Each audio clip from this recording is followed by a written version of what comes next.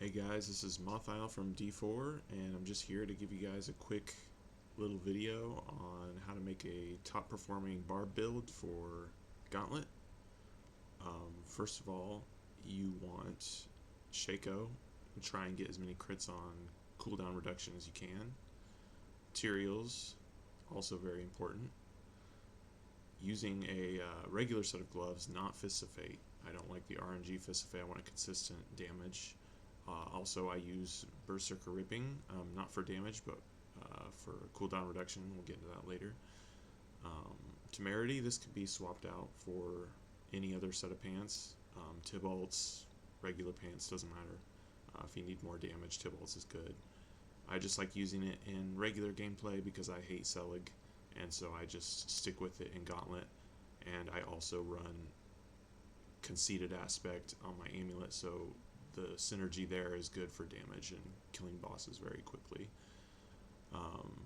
You want a GA, or you could do it without GA, plus leap to boots. Once you get a lot of cooldown reduction, it becomes very hard to get your leap under 4 seconds without plus ranks to leap or brawling skills on your boots. I run the Whirlwind Dust Devil Aspect on the two-hander. Dust Devils generate on Fury on one-hander, and Shouts. And then I got Grandfather here. Starless, and you want Giant Strides on your ring.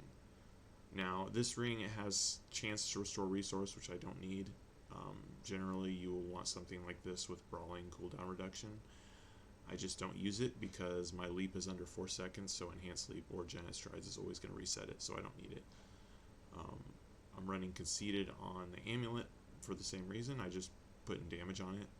If you have a problem getting cooldown reduction with the Shaco or getting tempers on your rings and amulet, you can run the Bear Clan's Berserker or Bear Clan's Aspect. This gives you basically the same effect as long as you're staying in berserking and killing stuff all the time, which you generally will be. It's just if you ever have to backtrack, this will fall off. Now let's take a look at skills. Basically taking everything off damage reduction and putting it into damage. So, I don't have Guttural Yell or 3 points in aggressive resistance.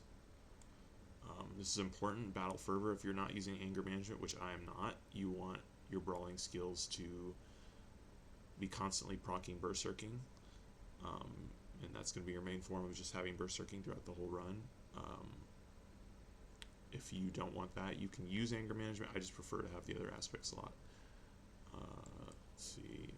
As many ranks to skill points and leap as you can. Shaco, the 4 points, and the boots help with this a lot. As you can see, it's under 3.88 seconds.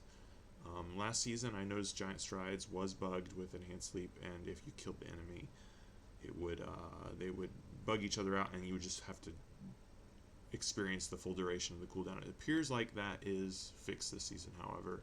Either that or I'm just not killing stuff as fast, so it's not proccing.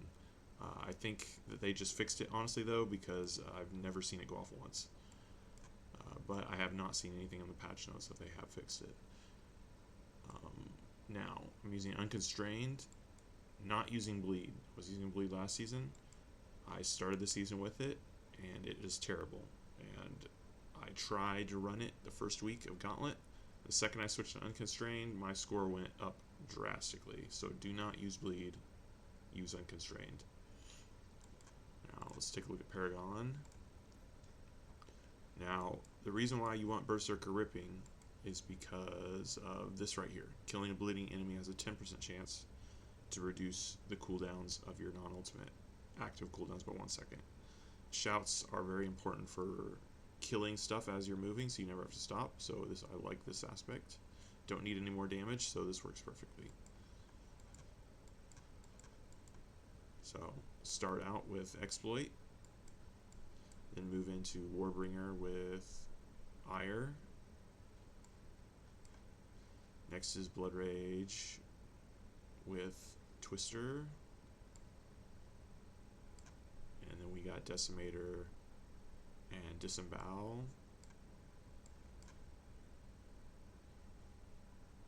Bonebreaker and Wrath.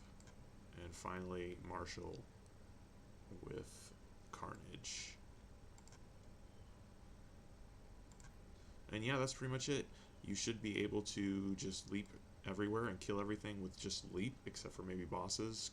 Hit whirlwind a couple times if you need to kill anything else. And yeah, it works pretty well. And that's all I got for you. See you later.